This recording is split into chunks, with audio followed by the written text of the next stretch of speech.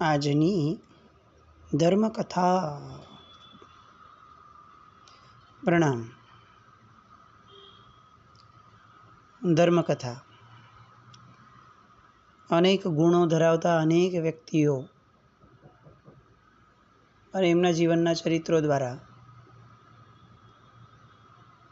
એમના ગુણોના વિકાસને કંઈક અંશે આપણી માટે આદર્શ બનાવવાનો એક પ્રકાર.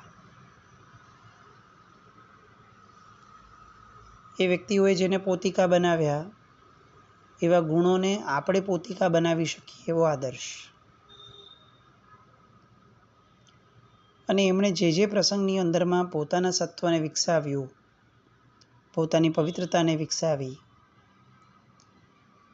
અને પોતે જીવનની અંદરમાં એક ગુણને એવો ટકાવીને રાખ્યો કે જેના કારણે ગુણનો વિકાસ એની કદાચ ચરમસીમાએ પહોંચે.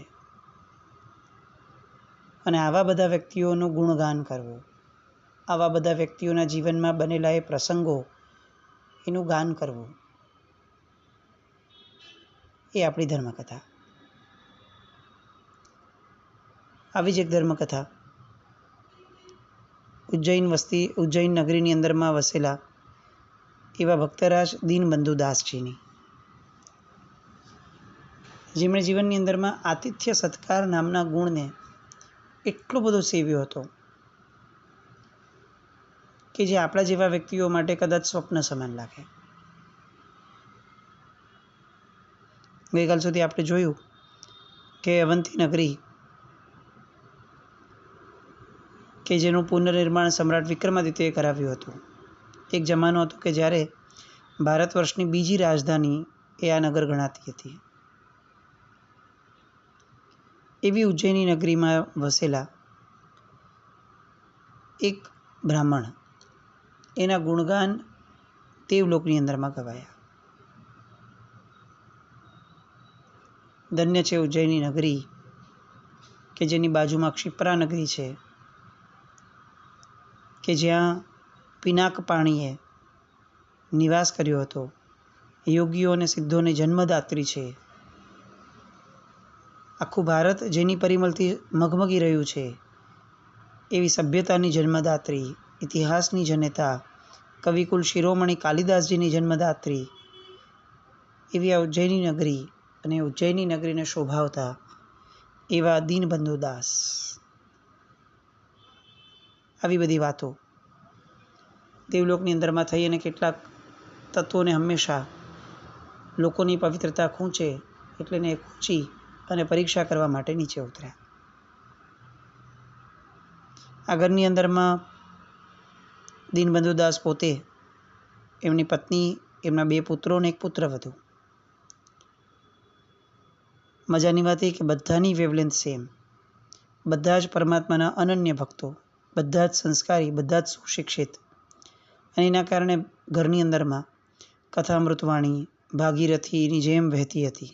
હરિભજન, હરિકીર્તન, હરિકથા, હરિમહિમા, બસ આ જ બધું આખો દિવસ આ ઘરમાં ચાલી રાખે.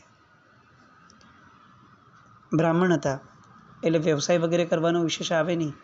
ભિક્ષા માંગીને જીવન નિર્વાહ કરવાનો હતો. સમયે ભિક્ષા લઈ લેવાય અને બાકીનો સમય હરિકીર્તનની અંદરમાં પસાર થાય.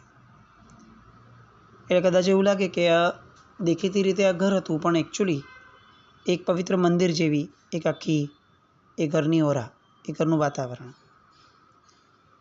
અને ઘરના બધા જ સભ્યોને એક વસ્તુનું વ્યસન હતું અને એ હતું સંતોની સેવા, અતિથિનો સત્કાર.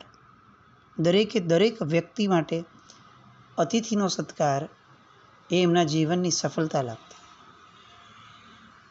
એટલે ઉમળકાભેર સત્કાર કરે એવો આડંબર નહીં. આજે આપણી પરિસ્થિતિ એવી છે, આપણા સંઘોની અંદરની પણ પરિસ્થિતિ જોવા જઈએ તો કોઈક વિશેષ પ્રસંગ હોય ને વિશેષ વ્યક્તિ, તપસ્વી વગેરે અથવા મુમુક્ષુ વગેરે આપણે ત્યાં પધારવાના હોય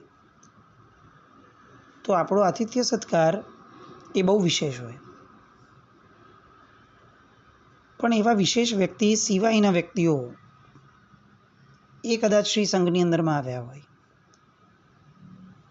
એવું બની શકે કે કદાચ કોઈક મહાત્માનો ફક્ત વ્હીલચેરવાળો પણ હોય એમની સાથે એમની સેવા કરવા માટે જોડાયેલો કોઈ વ્યક્તિ પણ હોય, અને અથવા શ્રી સંઘની અંદરમાં બહારગામથી આવેલા કોઈક ગુરુદેવના દર્શન કરવા માટે આવેલા એક સામાન્ય વ્યક્તિ પણ હોય. આપણા લોકોની પરિસ્થિતિ અત્યારે એવી છે કે આપણે બે એક્સ્ટ્રીમ પર જીવીએ છીએ. દરેક સંઘોની લગભગ ઓછે વત્તે અંશે આ પરિસ્થિતિ છે. બહુ જ મોટા વ્યક્તિ અથવા આવા તપસ્વી કે મુમુક્ષુ હોય તો પડાપડી હોય, અને આમાંનું કંઈ ન હોય સપોઝ, અને સામાન્ય યા તો સાધર્મિક હોય અને યા તો કોઈ સેવક હોય, તો સંઘમાંથી સ્ટ્રેટ હવે એને પૈસા આપીને કહી દેવાય કે તમે બહાર જમી લેજો. સંઘના સભ્યોમાંથી કોકનું ઘર અવેલેબલ બને એવી શક્યતા પણ ઓછી. જે વર્ધમાન સ્વામીના શાસનમાં આપણે છીએ, એ વર્ધમાન સ્વામી ભગવાનના મોક્ષ માર્ગની શરૂઆત જે ધર્મથી થઈ, જે ગુણથી થઈ, એવો અતિથિનો સત્કાર, એવા સુપાત્ર દાનનો સંસ્કાર એ આપણા ઘરોમાંથી ધીરે ધીરે બાદબાકી થઈ રહ્યું છે. પૈસા આપી અને સામા વ્યક્તિને બહાર જમવા માટેની ગમે તેટલી આપણે છૂટો આપી દઈએ, પણ એક વસ્તુ નિશ્ચિત છે કે બહાર જમી લેવા માત્રથી એની ભૂખ સંતોષાઈ જશે, પણ આપણી આવતી જનરેશનની અંદરમાં આતિથ્ય સત્કારનો સંસ્કાર જે છે એ કદાપી પ્રવેશી નહીં શકે. આતિથ્ય સંસ્કાર એ બહુ જ મોટી વસ્તુ, સુપાત્રદાન એ બહુ જ મોટી વસ્તુ, પણ કમનસીબ આપણા કે કેટલાક આડંબરોની અંદરમાં આપણને જેટલો રસ છે એટલો રસ સામાન્ય રીતે જે ગુણ સહજ હોવો જોઈએ એના વિકાસ કરવામાં આપણને ઓછો હોય છે. અને એટલે કદાચ આવા દ્રષ્ટાંતો વારંવાર સાંભળવા જોઈએ. દીનબંધુ દાસ, આખું ઘર એક જ વિચારધારાવાળું. અને એક દિવસ એવો પ્રસંગ બન્યો કે જેમાં દીનબંધુ દાસનો મોટો પુત્ર, જેનું નામ હતું તક્ષક, આ તક્ષકને સાપે દંશ આપ્યો અને તાત્કાલિક એનું અવસાન થયું. આખા ઘરની અંદરમાં શોક પ્રસર્યો. યુવાન પુત્રવધુ જે છે એ શોકમગ્ન બની ગઈ, માથું પછાડવા લાગી. બધાની અંદરમાં તે સમયે તે ભાવ આવ્યો કે જે કદાચ આર્તધ્યાનની કક્ષાનો કહી શકાય, સમજણના સ્તરથી સુયોગ્ય અવસ્થાનો ન પણ કહી શકાય. જુવાન જોત દીકરો ગયો છે, મા બાપની પરિસ્થિતિ પણ નબળી હતી. હજી તો બહુ જ ટૂંકા ગાળામાં, કેટલીક મિનિટો પહેલાં જ મૃત્યુ થયું, અને અચાનક દરવાજેથી એક સંત, કે જે સંત દેવ હતા અને આ સ્વરૂપે એમની કસોટી કરવા માટે આવ્યા છે, એ સંતે ઘરના બારણાની બહાર ઊભા રહી અને અંદર આવવા માટેની એ ધારા એમણે શરૂ કરી. જેવા સંન્યાસીને જોયા એટલે ચારેય વ્યક્તિઓ ઘરના શોકને ભૂલી ગયા અને સંન્યાસીની સેવા માટે તત્પર થયા.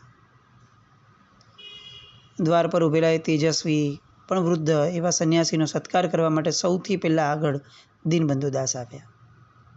પધારો પધારો હે મહાપુરુષ, પધારો. અને એ સંન્યાસી પગ મૂકતા વેદ સૌથી પહેલું વાક્ય બોલ્યા, હું ભૂખ્યો છું. દીનબંધુ દાસે સંન્યાસીનું પૂજન વગેરે કર્યું. અંદર ગયા, પોતાની પત્ની અને પોતાની પુત્રવધુ બંનેઓને કહ્યું કે શબને બીજા એક ઓરડામાં રાખી દો. જે મરી ગયું છે હવે સજીવન તો નહીં જ થાય, પણ જે સજીવન છે, જે જીવંત છે, એમનો અતિથિ સત્કાર કરવો જોઈશે. એના શબને, જે મૃત થયો છે એના શબને પાછળથી અગ્નિ સંસ્કાર આપશું. અત્યારે સૌથી પહેલાં અતિથિનો સત્કાર આપણે સાચવી લઈએ. દીનબંધુ દાસનું આ વાક્ય એ આપણી તો સમજણની બહારનું છે. એની ઉપર કદાચ ચર્ચા કરી શકવા જેટલી પણ આપણી યોગ્યતા નથી. સંવેદનહીનતાની અંદરમાં પરાકાષ્ઠા આવે એવો આ સમય. સાવ નજીકનું સ્વજન ગુજરી ગયું હોય ને તેમ છતાં પણ એને ઉચકવા માટે ખભો આપવા જેટલી પણ આપણી શક્તિ હવે ન રહી. કદાચ બિલ્ડિંગના ગેટ સુધી માંડ લઈ જવાય, 4 ખભા ન મળે આપણને. એમ્બ્યુલન્સ કે વેન કે ગાડી ઊભી હોય ને એની અંદરમાં આપણે મૂકી દઈએ શબને અને સ્મશાને લઈ જઈએ. એ સ્મશાન યાત્રા જેવું પણ હવે ન રહ્યું. સાવ અચાનકથી આપણા બધાના જીવન એટલા બધા સંવેદનહીન થઈ ગયા કે કેટલાક બેસિક સંસ્કારો હતા એ સંસ્કારોથી પણ આપણે દૂર થઈ ગયા. પણ અહીંયા આ પરિસ્થિતિ સાવ અલગ. દીનબંધુ દાસને તો જેવું લાગ્યું હતું એ સમજી શકાય કે પોતે સુગ્ન હતા, ધર્મને પામ્યા હતા, પણ જેનો પતિ ગુજરી ગયો છે એવી પુત્રવધુ એ પણ રસોઈ બનાવવામાં લાગી પડી. મોઢા પર એક પણ ક્લેશનો એક નાનકડો સરખો પણ અંસાર નહીં, કોઈ એવી રેખા નહીં કે જેના કારણે પેલા આવેલા સંન્યાસીને એવું લાગે કે હું કંઈક અજુગતું કરાવું છું. સાસુઓ બંને ભેગા થયા, ભોજન બનાવ્યું અને દીનબંધુ દાસે એમને કહ્યું કે હે સંતજી, આ ભોજન લેવા પધારો.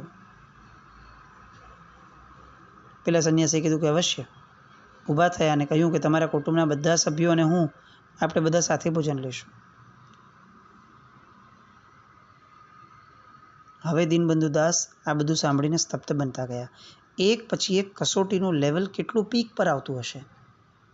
એક લેવલ હોય કે જ્યાં રસોઈ બનાવવા પૂરતું તો સમજી શકાય, પણ જુવાન જોત દીકરાનું શબ પડ્યું છે ને જમવા માટે કોઈ આપણને કહે ને આપણાથી જમવા બેસાય, એ પણ કોણ? ઘરના બધા જ. એટલે એમાં માતા પણ આવી ગઈ અને જે ગુજરી ગયો છે એની પત્ની પણ આવી ગઈ, જે હજી કેટલીક મિનિટો પહેલાં છાતી કૂટતી હતી, આર્ત ધ્યાન કરતી હતી, રુદન કરતી હતી. હવે એને જમવા બેસવાનું? પણ આ બધા વિકલ્પોની દુનિયા એ આપણી માટે છે. જેમણે અતિથિ સત્કાર નામના ગુણનો આત્યંતિક વિકાસ કર્યો છે, અનન્ય વિકાસ કર્યો છે, એ વ્યક્તિ માટેનું કર્તૃત્વ એ આખું અલગ હોય. એની કર્તૃત્વની દુનિયા જ આખી અલગ હોય. અને તેમ છતાં 3 જણા જમવા માટે બેસ્યા. અતિથિને નારાજ કઈ રીતે કરવો? થાળીઓ પીરસાય, બધા જ પોતાના આસન પર બેઠા અને હજી કસોટીની એક સીમા ઓળંગે છે સંન્યાસી અને દીનબંધુ દાસને પૂછે છે કે મેં તો સાંભળ્યું હતું કે તમારે 2 પુત્રો છે, બીજો પુત્ર ક્યાં છે? એને બોલાવો, પછી આપણે ભોજન શરૂ કરીએ. બસ આ વાક્યનું બોલવાનું બાકી હશે જાણે, અને બધાની આંખમાંથી અષાઢ વરસ્યો. જે અત્યાર સુધી બાંધીને રાખ્યો હતો પેલા જુવાન જોત દીકરાની પત્નીનો, એના ધ્રુસકા સંભળાયા. અને પેલા સંન્યાસી પૂછે છે, શી વાત છે? કેમ આટલો બધો વિલાપ કરો છો તમે? અત્યાર સુધી જે ગુપ્ત રાખ્યું હતું એ દીનબંધુ દાસ પોતે સ્વયં પોતાના મુખેથી એ સંન્યાસીને જણાવી દે છે, હાથ છોડીને નમ્રતાપૂર્વક. અને પેલો સંન્યાસી જે ખરેખર કસોટી માટે જ આવ્યો છે, એની કસોટીના સ્તરને હજી આગળ વધારે છે અને કહે છે કે હું તો સમજતો હતો કે તું તો જ્ઞાની છે, પણ તું તો મૂર્ખ છે. જેના ઘરમાં યુવાન પુત્રનું શબ પડ્યું હોય એ ભોજન લેવા બેસે? કેવો નિષ્ઠુર છે, કેવો પાપી છે તું, એમ કહી અને ધૂતકારે છે.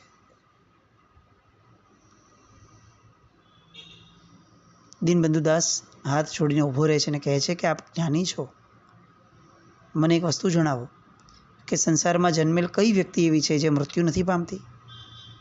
સંસારમાં કોણ એવું છે જે અજર ને અમર છે? આ દેહ એ તો નાશવંત છે. મૃત્યુનો શોક થાય એની નાની, પણ આંગણે અતિથિ આવે અને જો હું ગૃહસ્થ ધર્મ ચૂકી જાઉં તો હું વધુ પાપમાં પડું. હે સંતજી, અતિથિ દેવો ભવ આ વાક્ય જ પરમ ધર્મ છે. મારો પુત્ર એ તો ભાગ્ય યોગ્ય મરી ગયો છે, અવ્યક્ત બની ગયો છે. કોક સ્થળે એને જન્મ લઈ લીધો હશે, ત્યાં એ વ્યક્ત પણ થશે. આ ઘટમાળ એ તો ચાલી જ રાખવાની. જન્મ અને મરણ, પુનર્જન્મ અને મરણ, આ બધી ઘટમાળોની વચ્ચે અતિથિ સત્કાર નામનો ગુણ જેનાથી વિકાસ પામે એવા સંતોનું સાનિધ્ય ક્યાં મળવાનું? સમજણની કઈ એક્સ્ટ્રીમ આને ગણવી? પેલા દેવે આ દીનબંધુ દાસને સાઈડ પર મૂક્યો અને એણે એની પત્ની માલતીને પૂછ્યું કે હે ભગવતી, શું તને હૃદયમાં ઘા નથી લાગ્યો? પુત્રનો વિયોગ થાય અને માતાને સંતાપ ના આવે એવું આ જગતમાં કઈ રીતે બને? શું તું પણ આના જેવી જ કઠોર છે? અને પેલા દીનબંધુ દાસની પત્ની માલતી દેવી એ કહે છે કે હે અતિથિદેવ, સંસારના કયા સંબંધો શાશ્વત છે? આ સંબંધો એ તો ક્ષણભંગુર દેહ જેવા ક્ષણિક છે. શંકરાચાર્યજીએ એક વાક્ય કહ્યું છે, કાત એકાંતા કસ્તે પુત્ર સંસારોયમિત વિચિત્ર. સંસાર અતિશય વિચિત્ર છે, કારણ કે અહીંયા કોણ કોની પત્ની છે, કોણ કોનો પુત્ર છે એ સમજાય એવી ઘટના જ નથી. સંસાર અતિશય ચંચળ છે અને ચંચળ એવા સંસારની અંદરમાં નિરંતર જો કોઈ એક તત્વ ચિંતન કરવા યોગ્ય છે તો એ છે ભગવાનના નામનું સ્મરણ. અને આ ભગવાન કયા સ્વરૂપે આપણા ઘરમાં પ્રવેશ કરશે એ કોઈને ખબર નથી. અને એટલે જ દરેક અતિથિમાં ભગવાનના દર્શન કરવા એ આપણો ગૃહસ્થ ધર્મ છે. બંનેના જવાબો, દીનબંધુ દાસના, માલતી દેવીના. પેલા સંન્યાસીના રૂપમાં આવેલો દેવ એ તો સ્તબ્ધ બનતો જાય છે, પણ એને એમ થાય છે કે હું હજી પણ ચકાસણી કરું. દીનબંધુ દાસના બીજા પુત્રને પૂછ્યું, જેનો જુવાન જોત પતિ મરી ગયો છે એવી પુત્ર વધુને પૂછ્યું. બધાને એક જ પ્રશ્ન અને બધાના એક જ પ્રકારના જવાબ. કેવો પરિવાર, કેવું જ્ઞાન પચાવ્યું હશે, કઈ હદ સુધી એક ગુણનું સમર્પણ હૃદયની અંદરમાં ઊભું કર્યું હશે. બહુ નાની મોટી તકલીફો આવે, સાવ નાની, અને છતાંય આપણા નિત્યક્રમને ભૂલી જતા એવા આપણે આ કક્ષા સુધી પહોંચવાનો પણ વિચાર કરી શકશું? શબ પડ્યું છે, લાશ પડી છે ઘરમાં, અને અતિથિનો સત્કાર કરવાની આ ચરમસીમા સુધી ત્રણેય જણા. દીનબંધુ દાસ તો સમજી શકાય, બાકીના પણ ત્રણેય જણા. સંન્યાસી ઊભા થયા. જે સાંભળ્યું હતું એનાથી કંઈક અધિક મેળવ્યાની એમને અનુભૂતિ થઈ, અને જે ઓરડામાં શબ હતું એ ઓરડામાં ગયા. એ ઓરડો ખોલ્યો. દીનબંધુ દાસ, એમની પત્ની, એમના પુત્ર, એની વિધવા પુત્રવધુ આ પણ એમની પાછળ જ ઓરડામાં પ્રવેશ્યા. શબ પર જે વસ્ત્ર ઢાંક્યું હતું એ વસ્ત્ર ખેંચ્યું, પોતાના કમંડળમાંથી અંજલિમાં જળ લીધું અને સંન્યાસીએ એ શબ ઉપર છાંટ્યું અને કહ્યું, હે પુત્ર, ઉઠ, ઊભો થા. બધા જ જોઈ રહ્યા છે, અને જાણે નિદ્રામાંથી જાગ્યો હોય એવી રીતે યુવાન બેઠો થયો અને સંન્યાસીના ચરણોમાં આળોટી પડ્યો. ચમત્કાર જોયો અને બધા જની આંખોની અંદરમાં હર્ષના અશ્રુ આવ્યા. સંન્યાસીના પગે પડ્યા અને જાણે પોતાના હર્ષના અશ્રુઓથી સંન્યાસીના ચરણનું પ્રક્ષાલન કરવાનું હોય એ રીતે બધા જ એટલા બધા હર્ષાન્વિત થયા અને પેલા સંન્યાસીના ગુણગાન ગાવા લાગ્યા. અને ત્યારે પેલો સંન્યાસી કહે છે કે તમારું ગૃહસ્થ જીવન અને તમારી ભગવત ભક્તિ આ બધાથી હું અતિશય પ્રસન્ન છું. તમે બધા બહુ જ સુખમય જીવન પામશો, વહેલી તકે મોક્ષપદને પામશો. હું તમને આશીર્વાદ આપું છું કે તમને દુઃખનો સ્પર્શ પણ ક્યારે ન થાય. અને ત્યારે દીનબંધુ દાસ એ વિનંતી કરે છે કે હે અતિથિદેવ, કૃપા કરીને આપનો પરિચય આપો. અને ત્યારે પેલા સંન્યાસીના રૂપમાં આવેલા એ દેવ પોતાનો પરિચય આપે છે. પોતે જે સાંભળ્યું હતું એનાથી અધિક જે પોતે પામ્યું એની બધી વાતો કરે છે. અને બધા સ્તબ્ધ બની ગયા, પરસ્પરને જોવા લાગ્યા, અને એટલી જ વારમાં એ સંન્યાસી અદૃશ્ય થઈ ગયા. દીનબંધુ દાસ. આવા કેટલાય ભક્ત કવિઓ, કેટલાય ભક્ત હૃદયો આ આર્યાવર્તની ભૂમિ ઉપર થયા હશે. આપણે બધાને ઓળખી નહીં શકીએ, આપણે બધાને સાંભળી નહીં શકીએ, પણ એટલું ચોક્કસ છે કે આ બધાએ જે રીતે ગુણનો વિકાસ કર્યો એ રીતે ગુણના વિકાસ કરવાની અંદરમાં આપણે ડગલું માંડી શકશું. આવા નામો એ આપણા પોતાની પર્સનલ ડાયરીની અંદરમાં હોવા જોઈએ, કે જે નામો ફક્ત વાંચતા પણ આ કથાઓ આપણી માટે જીવંત થાય. આ કોઈ કાલ્પનિક કથાઓ નથી, આ સત્ય હકીકતો જે જીવી ગયા છે એ વ્યક્તિઓ આપણા હૃદયમાં જીવંત રહે અને આપણા હૃદયમાં તે ગુણોનો વિકાસ ચૈતન્યપૂર્વક થાય. એ વિકાસની અંદરમાં, એ ગુણની અંદરમાં આપણે ઓળઘોળ થઈએ, ઓતપ્રોત થઈએ, એવો આપણો ઉલ્લાસ જાગે.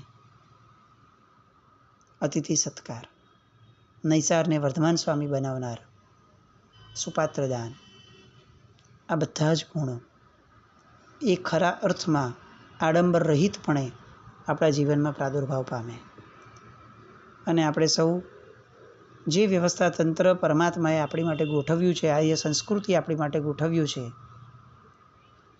એ સંસ્કૃતિના આધીન થઈ અને આપણી જીવનશૈલીને એને અનુરૂપ બનાવીએ એવી શુભ મંગલ કામના સાથે જીન આજ્ઞા વિરુદ્ધ કંઈ પણ બોલાયું હોય તો મિચ્છામિ દુક્કડમ. જૈનમ જયતિ શાસન.